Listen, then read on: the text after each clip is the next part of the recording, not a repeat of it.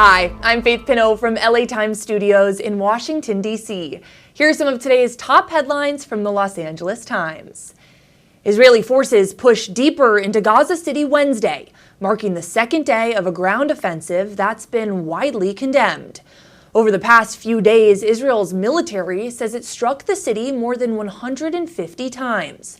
Those strikes toppled high-rise towers in areas crowded with tent camps. Local hospitals report that overnight, at least 16 people were killed, including women, children, and a pregnant woman. Meanwhile, multiple strikes hit Gaza City's Rantisi Children's Hospital Tuesday night. About half of the patients fled, but around 40, including 8 premature babies, remain inside with medical workers. Israel has repeatedly advised people in Gaza to evacuate.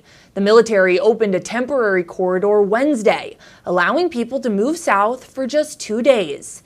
But many Palestinians remain cut off, without access to internet or phone service after strikes hit northern Gaza's main network lines. Before the offensive, about 1 million people lived in Gaza City.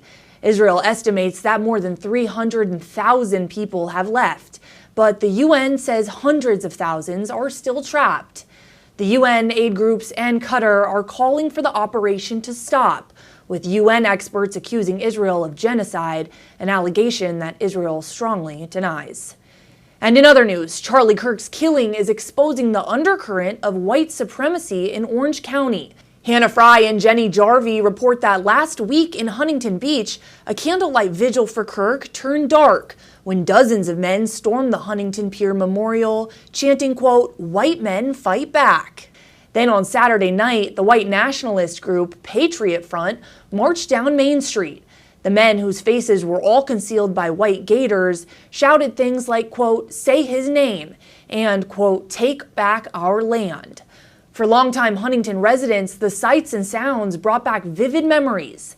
In the 1980s and 90s, skinheads gathered on Main Street, throwing Nazi salutes and intimidating people of color.